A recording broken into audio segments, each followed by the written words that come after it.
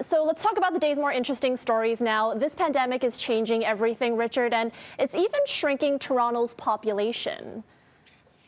Ever since they kept records on this, Stats Canada, Erica, Toronto's population has grown year after year, right? A lot of people move here and a lot of students come and all this, and it's been a city on the grow for pretty much ever. Up until now, Stats Canada today said from July 1, 2019 to July 2020, Toronto lost 50,300 people, which is a record, loss for the city. And people, it seems, moving to surrounding areas amid the pandemic era. Right. Erica, Oshawa experienced the fastest growth. Oshawa grew 2.1%. Population-wise. Kitchener, Cambridge, Waterloo grew by 2%.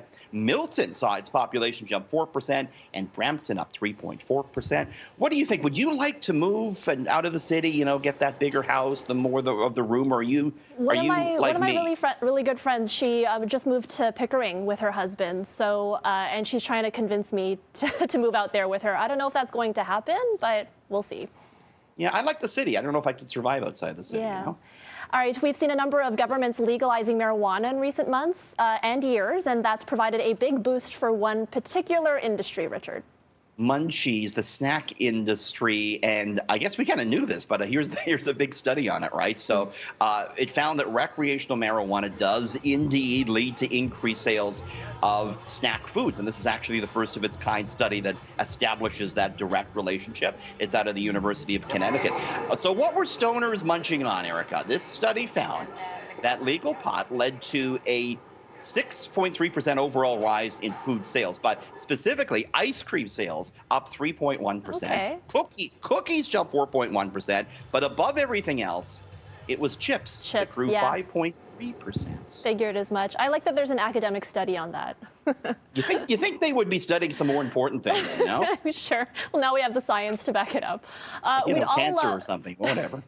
We'd all love an extra day off here and there, and it appears a shorter work week could have some serious health benefits. Tell me about this.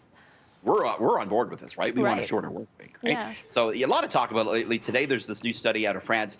It found that a shorter work week could lead to less smoking and a thinner waistline. Yes, please sign us up for that. So blue collar workers, they saw a 24% reduction in smoking when the work week was shortened by just 4 hours. White collar workers saw their body mass index drop 2.1% on average. And, they also reported that they were happier and all this. So let's get this going, right? Let's you and I campaign for this. Maybe we'll just take tomorrow off. Why not? We'll shorten the week. I don't know if they'll let us do that. I know that during the pandemic, my waist has grown a little bit as well. Yeah, me too. All right. Thanks, Richard. Have a great night. We'll see you tomorrow.